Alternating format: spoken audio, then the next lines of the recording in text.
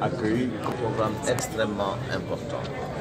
C'est la raison pour laquelle son Excellence M. Macky Sall, président de la République, dans le Conseil des ministres, a donné des instructions en demandant une accélération de la procédure de digitalisation de l'État civil. Et par rapport à cette instruction présidentielle, le gouvernement est en mouvement, en relation avec l'Union européenne particulièrement, autour de cet important programme de numérisation de l'État civil, numérisation qui va vers la biométrie. Vous l'avez dit, effectivement, il y a une certaine disparité dans les interventions sur l'État civil. Dans un premier temps, nous allons unifier tout cela autour de la stratégie nationale de l'État civil. Il y aura une seule stratégie nationale de l'État civil. Et autour de cette stratégie, maintenant, tous ceux qui veulent intervenir vont intervenir, mais de manière cohérente et de manière coordonnée. Ça, c'est la première chose. La deuxième chose, cette disparité aussi, elle est spatiale.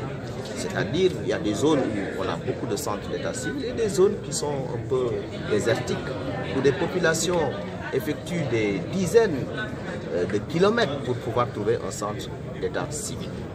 Et c'est cette disparité que nous voulons corriger dans le sens de l'équité territoriale. Faire en sorte que le citoyen puisse avoir à proximité un centre d'état civil, que ce soit un centre principal ou alors un centre secondaire.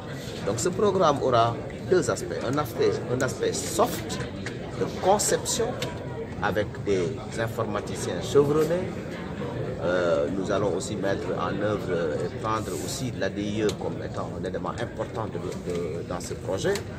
Mais à part cet aspect soft de conception d'un système intégré, qui va intégrer donc le ministère des Collectivités territoriales qui est en charge de l'état civil, le ministère de l'Intérieur qui est en charge des passeports, qui est en charge également des pièces d'identité, le ministère des Affaires étrangères pour les Sénégalais qui sont à l'extérieur, le ministère de la Justice, comme vous le savez, qui de temps en temps organise aussi des audiences foraines qui devront normalement tendre vers une disparition si on a un maillage suffisant.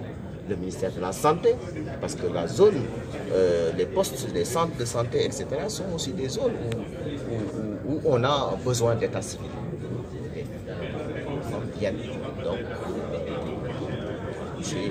Donc, de ce point de vue-là, cette intégration va se faire aussi.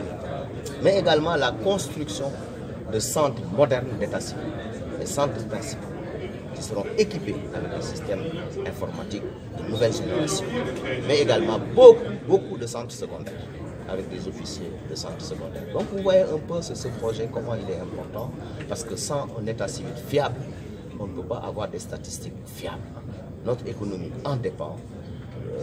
Avec cet état civil, nous pouvons donc, si nous disons nous sommes tant en population, eh bien, ce sera fiable parce que chaque individu qui naît aura un bulletin de naissance fiable, sécurisé, et c'est le bénéfice que le Sénégal entier.